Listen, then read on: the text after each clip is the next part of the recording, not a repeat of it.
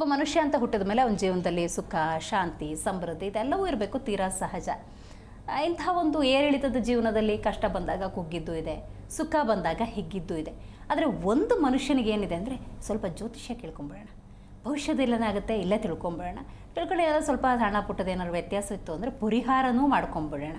ಆಗ ನನ್ನ ಜೀವನ ಬಹಳ ಚೆನ್ನಾಗಿರುತ್ತೆ. ಈ ಒಂದು ಭ್ರಮೆಯಲ್ಲಿದ್ದಾರ, ಇದು ವಾಸ್ತವನ?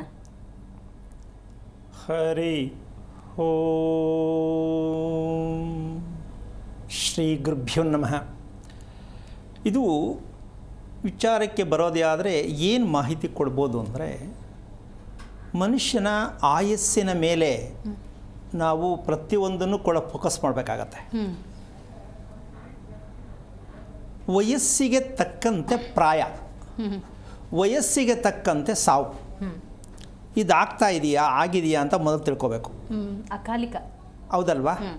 ಈಗ ಭವಿಷ್ಯವನ್ನು ನಂಬಿರುವ ನಾವು, ಎಲ್ರಿಗೂ ಅಂತ ಹೇಳೋಕ್ಕಾಗಲ್ಲ, ಭವಿಷ್ಯ ನಂಬಿರೋರಿಗೆ ಭವಿಷ್ಯ ಕೇಳಬೇಕು. ಈಗಲೂ ಎಷ್ಟು ಜನ ಪಾಪ ಹೇಳ್ತಾರೆ ಮುಂದೆ ಭವಿಷ್ಯ ಹೇಳಿ ಅಂತ. ಭವಿಷ್ಯವನ್ನು ನಂಬ್ಕೊಂಡೇ ಬಂದಿದ್ದೀವಿ ನಾವು, ನಂಬ್ತಾನೇ ಇದ್ದೀವಿ. ಹೌದು. ಹಾಗಿರಬೇಕಾದ್ರೆ ವಯಸ್ಸಿಗೆ ತಕ್ಕಂತೆ ಪ್ರಾಯ ಇರಬೇಕಾ ಬೇಡ ಅಲ್ವಾ? ಇರಬೇಕಾ ಇರಬಾರ್ದಾ? ಇರಬೇಕು. ಕಾರಣ ಏನಂದರೆ, ಈ ವಯಸ್ಸಾದಂಗೆ ಕಾಣಿಸ್ತಾರಲ್ಲ, ಇಷ್ಟು ಚಿಕ್ಕ ವಯಸ್ಸಿಗೆ ಇಷ್ಟೊಂದು ದಪ್ಪ ಜೋಳ ಇದ್ದಾರಲ್ಲ, ಈ ವ್ಯತ್ಯಾಸಗಳು ವಯಸ್ಸಿಗೆ ಮೀರಿ ಹಿಂದೆ ಮುಂದೆ ಆಗ್ತಾ ಇದೆ. ಇದಕ್ಕೆ ಭವಿಷ್ಯದಲ್ಲಿ ಜಾಗ ಇಲ್ಲ.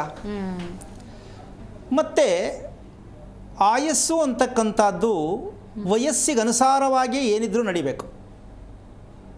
ಮುಪ್ಪು ಬರೋದಾಗಲಿ ಸಾವು ಬರೋದಾಗಲಿ ವಯಸ್ಸಿಗನುಸಾರವಾಗಿ ನಡೆದಾಗ ಭವಿಷ್ಯವನ್ನು ಕೇಳಬಹುದಾಗಿತ್ತು, ಭವಿಷ್ಯಕ್ಕೆ ನಾವು ಹತ್ರ ಆಗ್ಬೋದಾಗಿತ್ತು. ಆಗಿದೆಯಾ? ಆಗಿಲ್ಲ.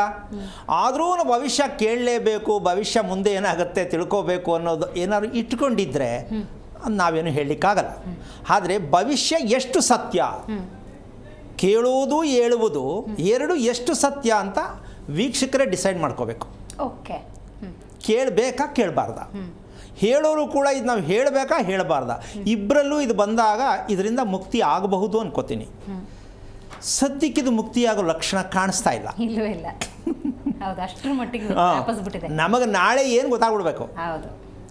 ಈ ತವಕದಲ್ಲೇ ಇದ್ದುಕೊಂಡು ನಾವು ಅನುಭವಿಸ್ತಾ ಇರತಕ್ಕಂಥದ್ದಕ್ಕೆ ಈ ರಹಸ್ಯಕ್ಕೆ ಕಾರಣಕರ್ತನಾಗಿರ್ತಕ್ಕಂತಹ ಶ್ರೀಮನ್ನಾರಾಯಣನ ಪಾದ ಕಮಲಗಳಿಗೆ ಕೋಟಿ ಕೋಟಿ ನಮನಗಳನ್ನು ಅರ್ಪಣೆಯನ್ನು ಮಾಡಿ ವಿಚಾರಕ್ಕೆ ಬರೋದೇ ಆದರೆ, ವಾರದಲ್ಲಿ 7 ದಿನ,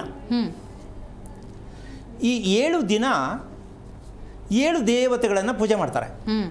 ಒಬ್ಬೊಬ್ಬರು ಒಂದೊಂದು ಅವ್ರವ್ರ ವೈಯಕ್ತಿಕ, ಈ ದಿನ ಇದು ಮಾಡೋದು ಒಳ್ಳೇದೇನು ಅಂತ ಮಾಡ್ತಾರೆ, ಮಾಡ್ಕೊಂಡು ಬಂದಿದ್ದಾರೆ, ಮಾಡ್ತಾನೇ ಇದ್ದಾರೆ. ಆದರೆ ಈ 7 ದೇವತೆಗಳಿಗೆ ಒಟ್ಟಿಗೆ ಒಂದೇ ಪೂಜೆ ಮಾಡ್ತಕ್ಕಂಥ ತಿಳ್ಕೊಂಡಿದ್ದರೆ ಭವಿಷ್ಯ ಬೇಕಾಗಿರಲಿಲ್ಲ.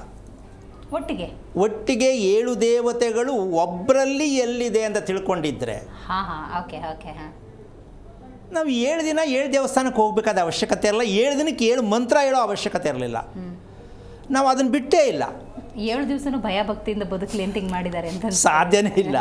ಯಾಕಂದ್ರೆ ಭಯವಿಲ್ಲದ ಜೀವನ ನಡೆಸ್ತಿರ್ಬೇಕಾದ್ರೆ ಕಡೆ ಪಕ್ಷ ಪದ್ಧತಿ ಫಾಲೋ ಮಾಡಲಿ ಅಂತ 7 ದಿವಸಗಳ ಕಾಲ, 7 ದಿನ ನಮ್ಮ ದೇಹದಲ್ಲಿರುವ 7 ಚಕ್ರ, ಹೌದು, ಸಪ್ತಚಕ್ರಗಳು. ಹೌದಾ? ಇದನ್ನು ನಾವು ಎಷ್ಟು ಮಟ್ಟಕ್ಕೆ ತಿಳ್ಕೊಂಡಿದ್ದೀವಿ ಅನ್ನೋ ಸತ್ಯ ಗೊತ್ತಾದರೆ ಇದಕ್ಕೆ 2 ಪದಗಳನ್ನು ಬಳಸಬೇಕಾಗತ್ತೆ. ಮನುಷ್ಯನಿಗೆ ತುಂಬ ಅತಿ ಮುಖ್ಯವಾಗಿರ್ತಕ್ಕಂತಹ ವಿಚಾರ ಏನಪ್ಪ ಅಂದರೆ, ಒಂದು ದೇಹವನ್ನು ಶುದ್ಧಿ ಮಾಡೋದು, ಇನ್ನೊಂದು ಮನಸ್ಸನ್ನು ಸಿದ್ಧಿ ಮಾಡೋದು. ಇದು ಪ್ರತಿಯೊಬ್ಬರಿಗೂ ಬೇಕಾಗಿರ್ತಕ್ಕಂಥ ಅಮೂಲ್ಯವಾಗಿರ್ತಕ್ಕಂಥ ವಿಚಾರ. ದೇಹ ಶುದ್ಧಿ, ಮನಸ್ಸು ಸಿದ್ಧಿ. ಆಗಿದೆಯಾ? ಆಗ್ತಾ ಇದೆಯಾ? ಇಲ್ಲ ಇಲ್ಲ, ಅದ್ರ ಬಗ್ಗೆ ಗಮನನೇ ಇಲ್ಲ. ಇದು ಯಾವ ಲೆಕ್ಕಾಚಾರಕ್ಕೆ ಬರುತ್ತೆ ಅಂದರೆ, 2 ಭಾಗವನ್ನು ಮಾಡ್ಬೋದಾಗತ್ತೆ. ಒಂದು ಜ್ಞಾನಕಾಂಡಕ್ಕೆ ಇದು ಬೇಕಾಗತ್ತೆ, ಇನ್ನೊಂದು ಕರ್ಮಕಾಂಡ. ನಾವು ಅನುಭವಿಸ್ತಾ ಇರೋದು, ಮಾಡ್ತಾ ಇರೋದು, ಭವಿಷ್ಯ ಕೇಳ್ತಾ ಇರೋದು ಯಾವುದು ಅಂದರೆ ಕರ್ಮಕಾಂಡನೇ. ಈ ಕರ್ಮಕಾಂಡ ಯಾವ ಕಾರಣಕ್ಕೂ ಬಡ್ಡಿಗೆ ಬಡ್ಡಿ ಸೇರುತ್ತೆ ಹೊರತು ಸಾಲ ತೀರಲ್ಲ. ನಾವು ಅದನ್ನೇ ಮಾಡ್ತಾ ಇರೋದು, ಇವತ್ತಿಂದ ಅಲ್ಲ, ಶ್ರೀರಾಮ ಹುಟ್ಟಿದಾಗನಿಂದ ನಿತ್ಯನವರೆಗೂ ಇಲ್ಲಿವರೆಗೂ ಅದನ್ನೇ ಮಾಡ್ಕೊಂಡು ಬಂದಿರೋದು ನಾವು.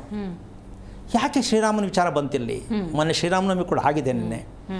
ಏನಕ್ಕಪ್ಪ ಅಂತಂದರೆ, ಈಗ ವಿಚಾರವನ್ನು ಹೇಳಿದೆ ನಾನು. 7 ದಿನ 7 ಚಕ್ರಗಳು ಅಂತಕ್ಕಂಥದ್ದು, 7 ದಿನಕ್ಕೆ 7 ದೇವತೆಗಳು ಅಂತಕ್ಕಂಥದ್ದು ಇದಕ್ಕೆ ಒಂದು ಸಣ್ಣದಾದ ಒಂದು ವಿಚಾರ ಬರುತ್ತಲ್ಲ, ಏನು ಅಂದರೆ ಇದಕ್ಕೆಲ್ಲ ಕಾರಣ ದುಃಖ, ಅನಾರೋಗ್ಯ, ಸಮಸ್ಯೆಗಳು ಬರುತ್ತೆ. ಮಾಡ್ತಾಯಿದ್ದೀವಿ 7 ದಿನಕ್ಕೂ 7 ಪೂಜೆ ಮಾಡ್ತಾಯಿದ್ದೀವಿ, ಏನೋ ಒಂದು ಸಮಸ್ಯೆನೂ ದುಃಖನೂ ಬರುತ್ತೆ. ಇದಕ್ಕೊಬ್ಬರು ಎಂಟ್ರಿ ಆಗ್ತಾರೆ. ಯಾರಿರ್ಬೋದು? ಶನೇಶ್ವರ ಸ್ವಾಮಿ. ಇವ್ರನ್ನ ತಗೊಂಡು ನಿಲ್ಲಿಸ್ಕೊಂಡ್ಬಿಡ್ತಾರೆ. ಇದಕ್ಕಿದಾಗ್ತಾ ಇದೆ, ಇದಕ್ಕಿದಾಗ್ತಾ ಇದೆ. ಸೊ ನೆಗೆಟಿವ್ಸ್ ಎಲ್ಲ ಏನೇನಿದೆ ಅದೆಲ್ಲ ಅವ್ರಿಗೆ ವಹಿಸ್ಬಿಡೋದು. ಹೌದಲ್ಲ? ನಷ್ಟ ಆಯಿತು, ಟೈಮ್ ಚೆನ್ನಾಗಿಲ್ಲ, ಶನೀಕರಣ ಅದು ಅಷ್ಟೇ. ಯಾಕೆಂದ್ರೆ ಜಾಸ್ತಿ ಅವ್ರ ಹೆಸರು ಬಳಸಲೂಬಾರ್ದು. ಅವರು ಟ್ರಾನ್ಸ್ಫಾರ್ಮ್ ಪೆಟ್ಟಿ ಇದ್ದಂಗೆ, ಮುಟ್ಟಬಾರ್ದು ಅವ್ರನ್ನ. ಹೌದೌದು. ನಾವು ಲೈಟಾಗಿ ಸ್ವಿಚ್ ಹಾಕೊಂಡು ಬಳಸ್ಕೋಬೇಕು. ನಾವು ಟ್ರಾನ್ಸ್ಫರ್ ಕೈ ಹಾಕಿ ಹೋಗ್ತೀವಿ. ಇದೇ ಕರ್ಮಕಾಂಡ ಅನ್ನೋದು. ಒಂದೊಂದು ಮೊಟ್ಟೆ ಇಕ್ತಾ ಇದೆ, ಇಕ್ಕಿಸ್ಕೊಳಪ್ಪ. ಒಂದೇ ಸಲ ಮೊಟ್ಟೆ ಸಿಗುತ್ತೆ ಅಂತ ಕೋಳಿನ ಕಟ್ ಮಾಡಿಬಿಟ್ರೆ ಆ ಮಟ್ಟಕ್ಕೆ ಇದ್ದೀವಿ ನಾವು. ಕಾಯೋಕ್ಕಿಲ್ಲ ಸ್ವಾಮಿ, ನಮ್ಗೆ ಬಂದ್ಬಿಡ್ಬೇಕು. ಅದೆಷ್ಟಿದೆ ಅಷ್ಟು ನೋಡ್ಬೇಡ. ಜಿ ಕನ್ನಡ ನ್ಯೂಸ್ ಈಗ ನಿಮ್ಮ ಮನೆಯಲ್ಲೇ ನೋಡಿ. ಎಲ್ಲ ಕೇಬಲ್ಗಳಲ್ಲಿ ಈಗ ಲಭ್ಯ.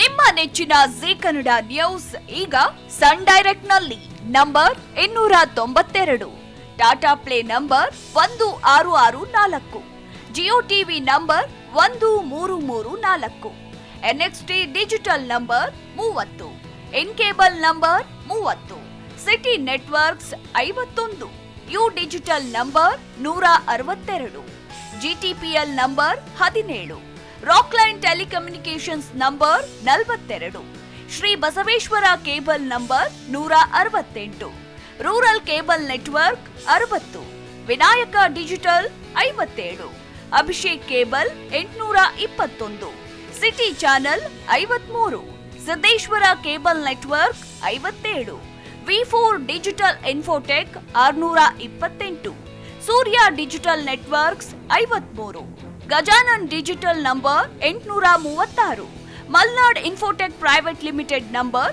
56, Metrocast number 830, victory digital number 167ರಲ್ಲಿ ನೋಡಿ ಆನಂದಿಸಿ.